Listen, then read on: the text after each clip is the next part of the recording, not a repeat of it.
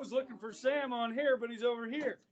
Okay, hey, you guys at home, livingroomcandidate.org, okay? That's the website I'm using today.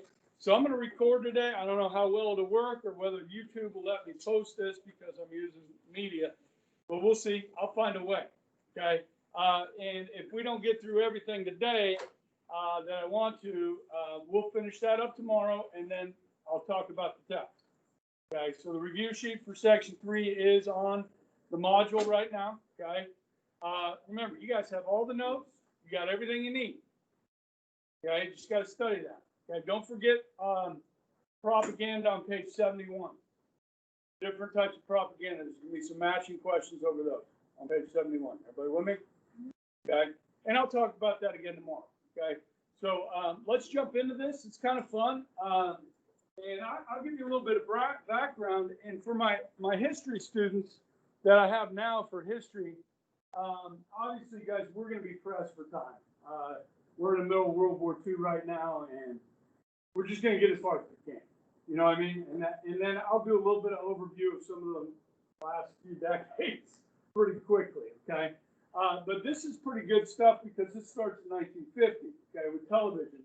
And so your first election here is Eisenhower. Now, who's Eisenhower? 1952. Eisenhower is a World War II general. He was in charge of the Allied troops in World War II in Europe, okay? He's the top guy. So nobody knew whether he was a Republican or a Democrat, Eisenhower.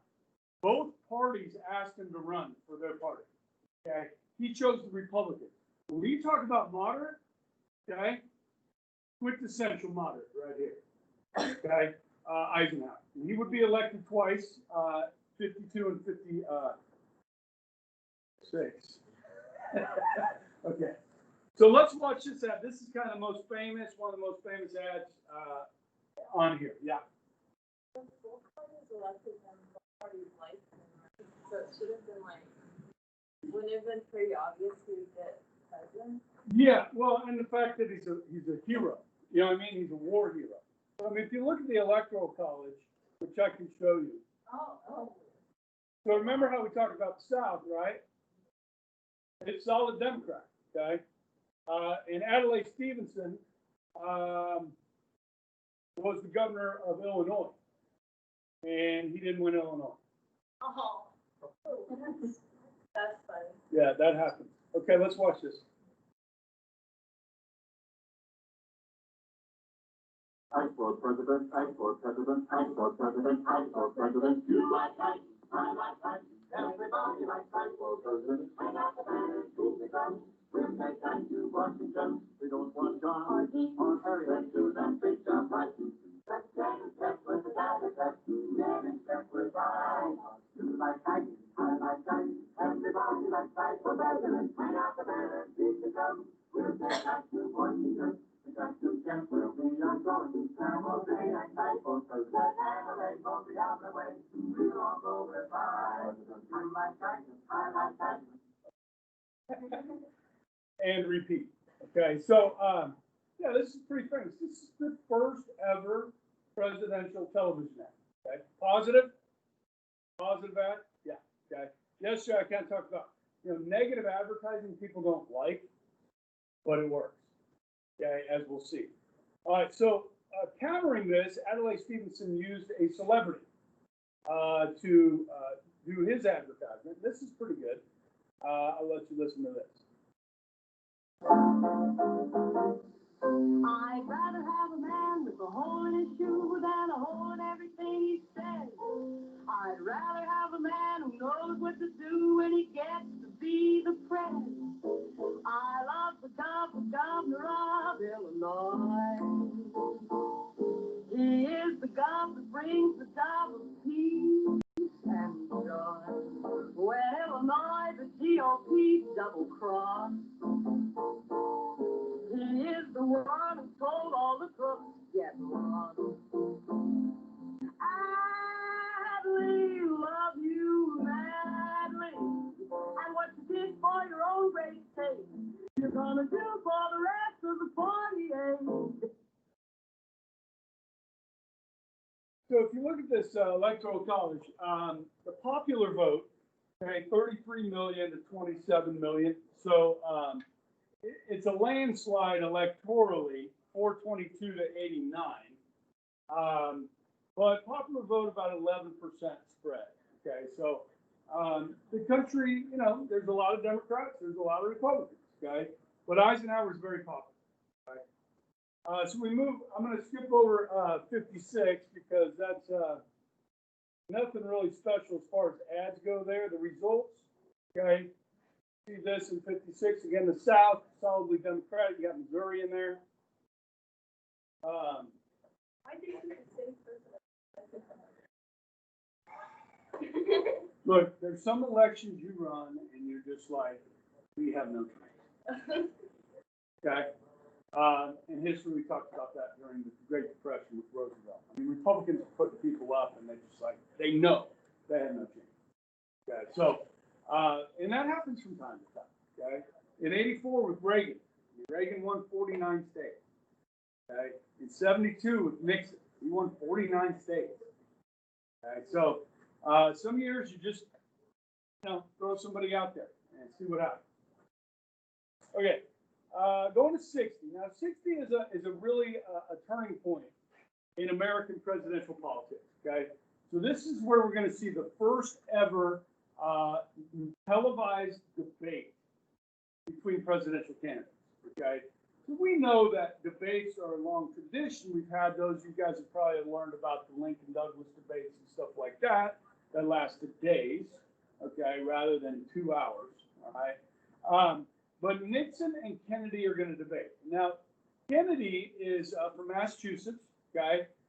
He's the second time a Catholic has been nominated by a major party to run for president and will become our first Catholic president, okay?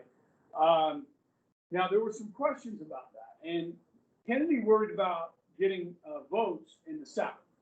Okay, because he was Catholic. Now, we know the Democratic Party controls the South, but still, you're talking about Southern Baptists down there. At this time, there's not a lot of Catholics in the South. Okay, and still today, I mean, proportionally, not as many Catholics in the South. It's just that way. Okay, so he's worried about that. So he chooses Lyndon Baines Johnson from Texas to be his running mate. Okay, got a Southerner. All right, and Kennedy was traveling around in a convertible in the sun, campaigning, and had this nice kind of bronze look to him. Nixon's the kind of guy that by, you know what a 5 o'clock shadow is? Okay, by noon, Nixon has a 5 o'clock shadow. Okay, they're in this studio for the debate. It's warm. Nixon's sweating. He kind of looks a little disheveled. Kennedy is smooth. He's got that cool Massachusetts accent. He's young. He will be the youngest president ever elected. Okay, not the youngest president ever elected. Okay, who was the youngest president ever? Teddy Roosevelt took over from McKinley when he was assassinated. He was the youngest president. Kennedy's the youngest elected. How old? 43. Okay. So here's Kennedy. I'm going to show a little bit of this debate. Now, people that watched the debate on TV said Kennedy won the debate. People that listened to it on the radio said Nixon won the debate. So here we go. I mean, this is changing politics. Television is changing politics. And you'll see references to this through this in history about how good a candidate looks on camera.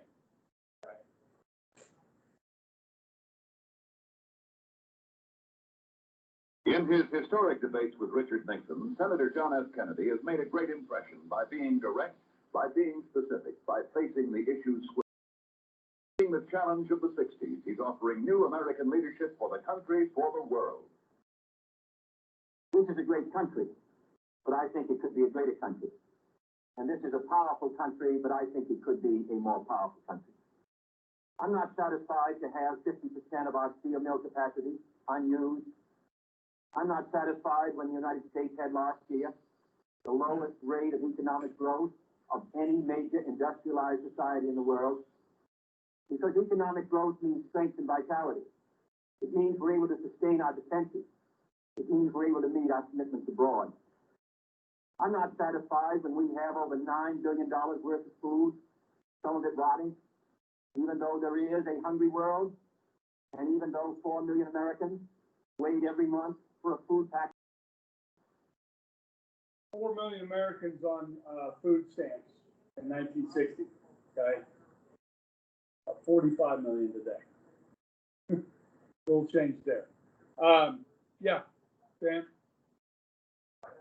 Go back to like having campaign like they did, like literally almost quote Kennedy word for word, because those are the same problems we're having. Oh, yeah. Yeah. Well, you heard him say at the very beginning, I think we live in a great country, but I think we could live in a greater country. Sound a little familiar? Like it was from campaign. You know what I mean? Yeah, I mean, they rehash these, and Joe Biden's really good at that. Okay, so, listen, Kennedy is going to win in one of the closest elections in American history. Okay, now Nixon was the vice president for 8 years under Eisenhower, and one of the big issues in this election was the arms race, the nuclear warheads. Okay, the Kennedy campaign was saying that the Russians are outpacing us militarily. Okay, Nixon, who was vice president, said, no, they're not. Okay, so this was part of the debate. And one of the fears was, for the voter, was that Kennedy, well, first he was Catholic and he would take orders from the Pope. People thought that would happen. Okay, that was a thing. You have to understand. Okay, there's a lot of anti-Catholic bias at the time. Okay, so, so that was a big issue. And the Russians are going to test Kennedy. Okay, when he's elected, they are going to push some buttons and see how he responds to it. Okay, because they think he might be weak. All right, so that's how the Russians play. Now, we go here. So look at the South. Kennedy carries the South. Okay, but then he also gets up into New England, gets Massachusetts his home state, breaks into Minnesota, Illinois. Okay. This was less than about 120,000 votes. Okay, that's all right. 219. Nixon could have asked for recounts and so forth, but did not. Okay, Nixon would come back 8 years later and win. Okay, so Kennedy goes in. Obviously, Kennedy is assassinated. Okay, and what's the date up there? Kennedy slain. Adney, can you see it? Right behind over your right shoulder.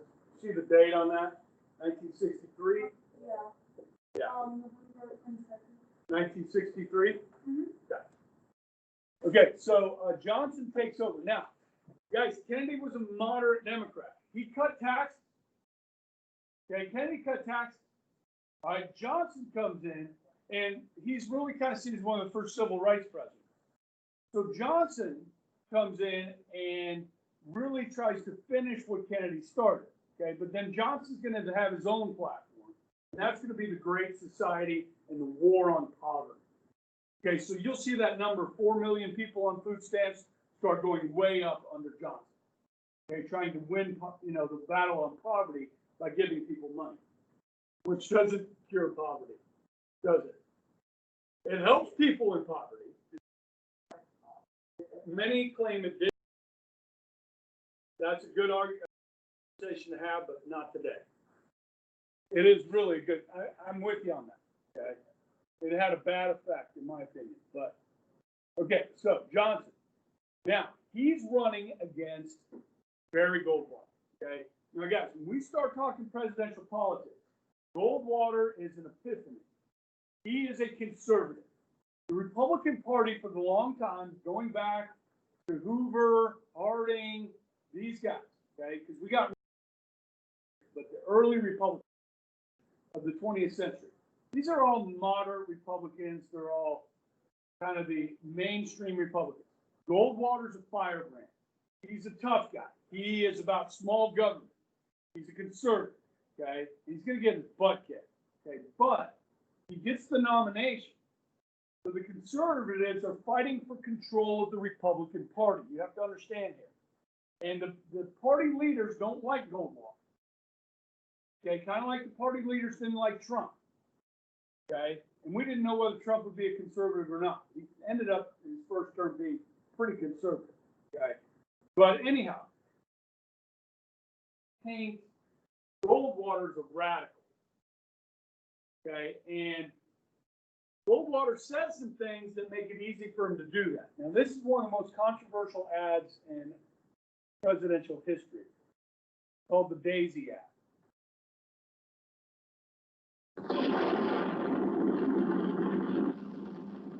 On October 24th, 1963, Barry Goldwater said of the nuclear bomb, merely another weapon.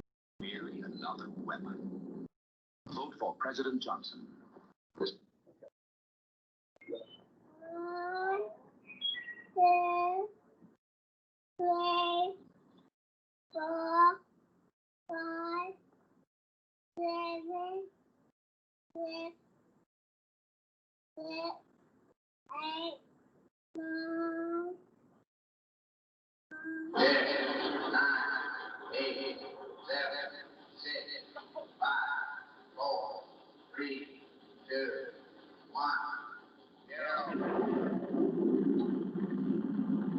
These are the stakes. To make a world in which all of God's children can live, or to go into the dark. We must either love each other, or we must die. Vote for President Johnson on November 3rd. The stakes are too high for you to stay home. Okay, that's a negative ad if there's ever been one. Okay. It just zoomed in our eye. Goldwater said extremism in the defense of liberty is no vice. Okay.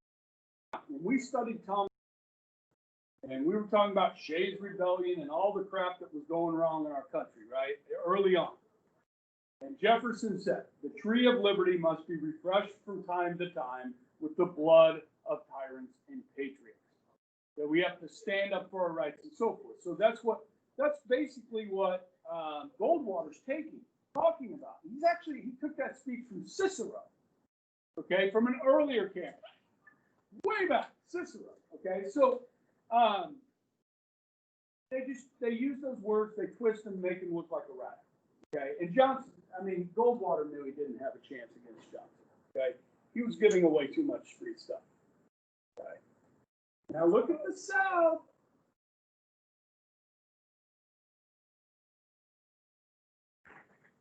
Okay, Goldwater was a Westerner. He was from Arizona. He did win his home state. Okay, and he's really the first Western candidate.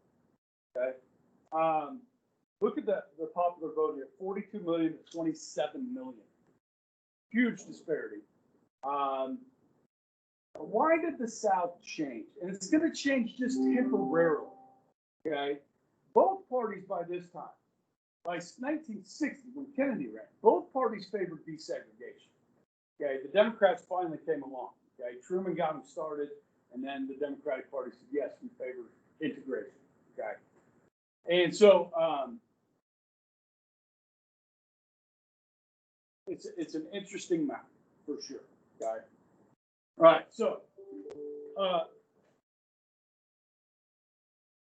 68, guys, by 68, we are in the Vietnam War, okay? But 1965 is really where American troops started being sent to Vietnam, okay, under Johnson, okay? And basically what ended up happening was we kept increasing the number of troop levels. More and more and more troops started going over those years from 65 to 68. By 68, things in Vietnam had gotten very tenuous, and we are losing a lot of American young men are being killed over there. So by 68, the anti-Vietnam War movement is in high gear, okay? And who are they blaming? Blaming the Democratic Party and Johnson, okay? Johnson gets consumed by this war. He is trying to micromanage it from the White House on the other side of the planet. The time zone in and of itself is waking Johnson up with phone calls from Vietnam. He's not in the election. He feels with a good conscience go out and campaign while we're at war. Okay, so he decides not to run, which opens the floodgates, okay, for a bunch of Democrats to jump in. One of those is Kennedy's brother, Bobby. And during the campaign that summer in California, right after the primary there, Bobby Kennedy was assassinated, shot in the head. Okay. Then, now what? Okay, so the Democrats end up with Humphrey. Remember when I talked about the splinter party? Wallace breaks from the Democratic Party, okay, the American Independent Party, and Nixon comes back. Okay, so let's look at this, the results here. So Wallace carries the Deep South. Okay, Johnson wins Texas, or not Johnson, Humphrey wins Texas, where Johnson's from. And then New England starts to go blue here, and look at that, Washington State. Now, the separation in vote here is about 1,900,000. But if Wallace wasn't in the race, remember, Goldwater had won the South previous election. So most observers think that this would have stayed red temporarily. Okay, the Democratic Party is in chaos at this point in 1968. I mean, they hit a low, okay? And so Nixon is going to seize that chaos of the war. Guys, at the 68 convention in Chicago, where the Democrats hold their national convention, there are riots outside. These are young Democrats that are rioting against their own party. And then the police show up. Chicago police show up. And they're mostly Democrats. And so it's a police riot. It's a fight between the young people opposing the Democratic Party against the cops. The Democratic Party is tearing itself apart. Okay? So this is the ad Nixon runs that's pretty effective. It's kind of freaky, okay?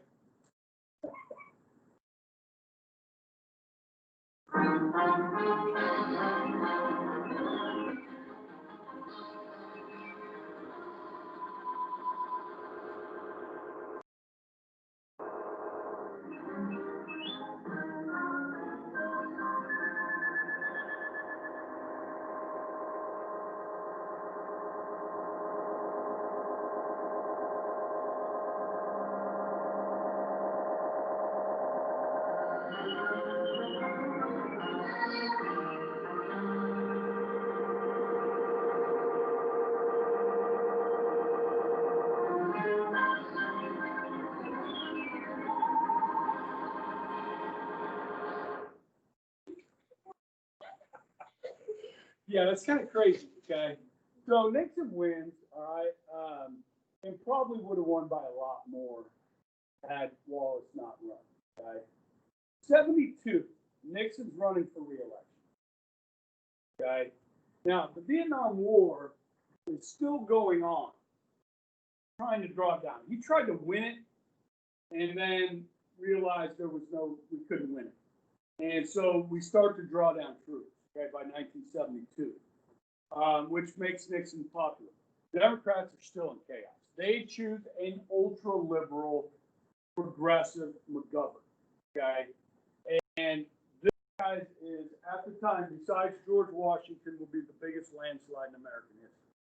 Well, McGovern is from Massachusetts. He wins 17 electoral colleges.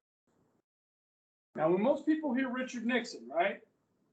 Bad things come to mind, right? They think, oh, he's disgraced. He won 49 states. He was very popular, okay? But the economy started to take a downturn, okay? And then this Watergate scandal happened, okay, where some Republican operatives broke into the Watergate hotel and office complex. It's an apartment complex and office building, okay? It's still there in D.C. You drive by it. The DNC offices were in the Watergate Hotel, and 5 Republican operatives broke into the DNC headquarters, looking for dirt on the Democrats. Did they need dirt on the Democrats? No. Okay. Nixon was having conversations about this in the Oval Office. He was recording conversations in the Oval Office. Congress found out about it. They wanted to know what Nixon knew about this break-in. He refused to hand over the tapes. The Supreme Court said you have to turn over the tapes. So they turned over transcripts of the tapes. And the Supreme Court said that's not good enough. We need the tapes. Congress was getting ready to impeach Nixon. And the Senate was looking like it may even convict him and remove him from office. So he resigned. Okay. So let me show you this. This is a great ad that's going to help propel Nixon against the liberal government.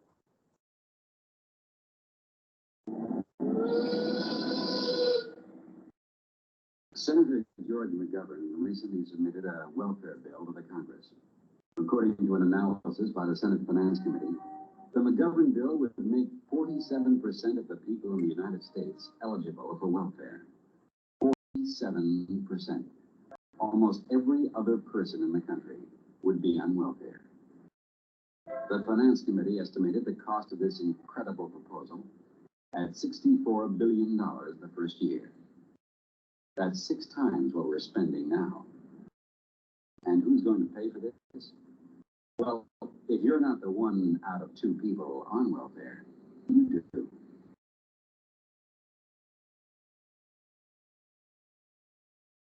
Democrats for Nixon. And you guys know, guys, with that landslide that he had, a ton of Democrats voted for him. Okay?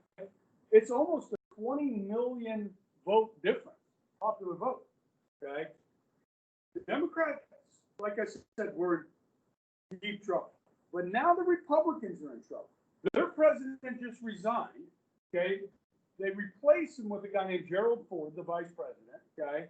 And Ford is a good guy. I mean, he's a good, nice guy. Many people say maybe the nicest president we ever had. Okay? But he was weak. And the Republican Party was, I mean, the trust in the Republican Party was down. Guys, think about this. We had the assassination of JFK, the assassination of Martin Luther King Jr. in 68, Bobby Kennedy in 68, the President of the United States resigns in 1973, and the Vietnam War. Trust in government is at an all-time low. So what do we need? We need a candidate we can trust. That's a good person that won't lie to us, that won't cheat. We need us a good Southern Baptist from Georgia.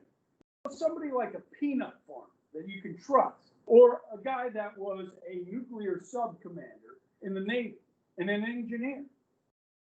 That guy's name is Jimmy Carter. Okay? And he's going to come along in 1976 and run against Gerald Ford. Now, at the Republican convention in Kansas City in 76, I talked about this. Reagan challenged Ford. Reagan was the governor of California. A lot of conservatives wanted Reagan, but the party went with Ford at the convention. That's the last time that the convention was decided at, or the last time the candidate was decided at the convention. Okay, so Jimmy Carter. Now this is kind of an infomercial. All right, so I'll let it play a little bit, but you gotta love the accents, guys. I went to college about 10 miles away from where Jimmy Carter grew up in Plains, Georgia. Okay, so it's country. So this is kind of fun. Hi, Governor Carter from Georgia. Running for president. I want to ask you to help me next year. In the beginning, Jimmy Carter's campaign was a lonely one. But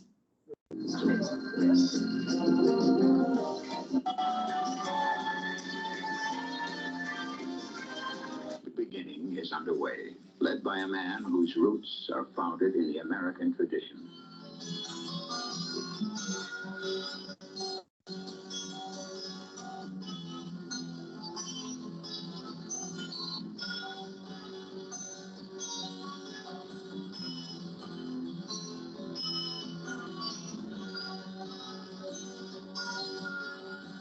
My folks been farmers in Georgia for more than 200 years. And we've been living around here for 150 years. He had to work every afternoon. He didn't have a chance to run around. He didn't have a car for him. He had to come home every afternoon and work real hard out in the field. Everybody in the family loved each other. We had to work together. We didn't recognize hardships. We thought we were having a great life, and I think we probably were. And it was a tight-knit family life, bound together with love. I never did spank him. He was, Gina, I never did spank. I might have given him a little lick and passing, but I didn't, a real whipping, I never gave him one. I left that with his father. Although I've got a good chance to get an education as an engineer and a scientist, nobody in my family before my generation ever had a chance to finish high school. We've always worked for a living. We know what it means to work. Now, how can you not like this guy, right? How can you not trust this guy? You know what I mean? And that's just what the American people were looking for, was somebody they could trust, somebody to bring integrity to the office, and so forth. And so you got this Southern governor, Democratic governor, okay? And now look, watch what happens to the South again, okay? Now look at that country, okay? It's a little different than today, quite a bit different, okay? But Georgia, of course, is down here, okay? And the Electoral College is pretty close. It's 297 to 240. The popular vote, about 1.5 million, 1.7 million difference, okay? And Jimmy Carter's going to win. All right, and the South goes back to the Democrats. All right, that's the last time Georgia was blue. Okay, and we don't know yet for sure what's going to happen with Georgia with the vote counting. They're doing recounts right now in Georgia and audits. I don't know if they're auditing or just recounting. So there's the lawsuits and stuff on that. Now, unfortunately for Jimmy Carter, things did not go well in his 4 years. Okay, I remember this. Mrs. Harshberger probably remembers this.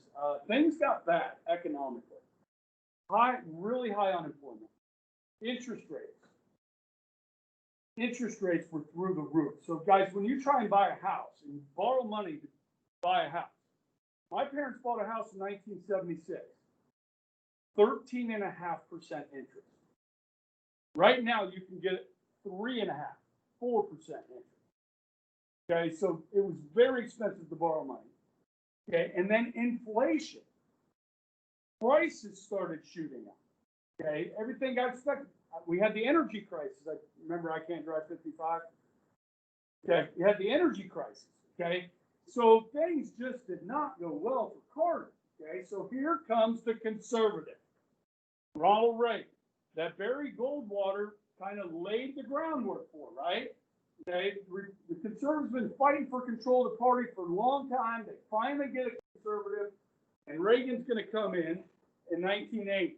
Okay, now this is a kind of a negative ad, but it's effective.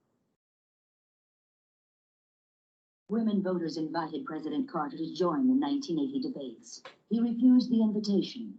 Maybe it's because during his administration, inflation has gone as high as 18%.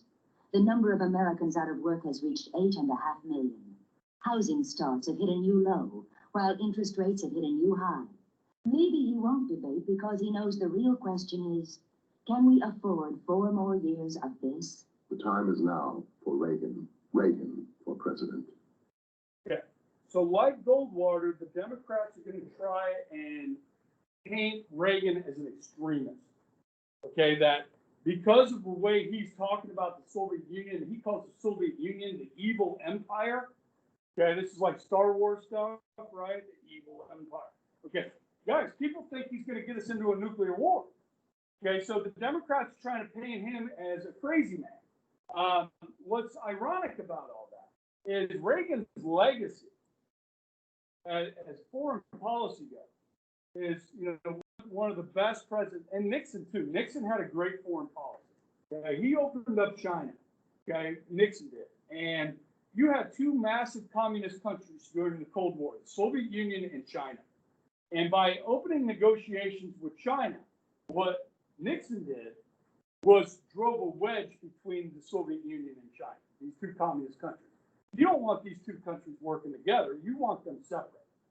Okay, so that was pretty brilliant on the part of Henry Kissinger and Sec3. Reagan, like said, I think we can win the Cold War. I think we can outbuild them.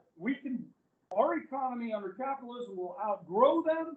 We will be able to remilitarize more than them. They will not be able to keep pace with us. Okay, so Reagan went to work trying huge tax cut, guys, huge tax cut, and the economy took a while to respond. Okay, but by 1984, interest rates were coming down, unemployment was coming down. Okay, inflation was coming down, so things were looking better, and Reagan had a good day. Okay, now Georgia, actually, I apologize, stayed blue there because Jimmy Carter was running. Okay, and then you've got West Virginia, ironic here because West Virginia today is one of the reddest states, and Minnesota goes blue and stays blue. Okay, and then Maryland, I think maybe Delaware, Rhode Island. Okay, 6 states, 49. Okay, so that's a pretty big landslide by Reagan. And then the economy really does take off. Okay, so when he's running for re-election, this is a great. If we don't, he runs for re-election, it looks a lot like this one. Okay, in 1984. And that is, there's two I want to show you here from 1984. This one is very positive and effective. It's morning again in America. Today, more men and women will go to work than ever before in our country's history. With interest rates at about half the record highs of 1980, nearly 2,000 families today will buy new homes, more than at any time in the past 4 years. This afternoon, 6,500 young men and women will be married. And with inflation at less than half of what it was just 4 years ago, they can look forward with confidence to the future. It's morning again in America. And under the leadership of President Reagan, our country is prouder and stronger and better. Why would we ever want to return to where we were less than 4 short years ago? Did the Democrats think they had a shot against Reagan in '84? No. Okay, so they put up Walter Mondale. Now, Mondale was from Minnesota, and that's the state the Democrats won. Okay, so this is the largest landslide since George Washington. Now, Mondale does something, breaks some ground here and nominates Geraldine Ferraro, a female member of Congress, to be his running mate, hoping that would help him get elected. That did not help. Okay, so Kamala Harris is not the first. Okay, and then of course we had Hillary run as a woman as the head of the ticket, top of the ticket. Okay, so yeah, but now we may indeed have a female vice president. Okay, so 1984. One more ad here, and this is if you can figure out what this ad is talking about.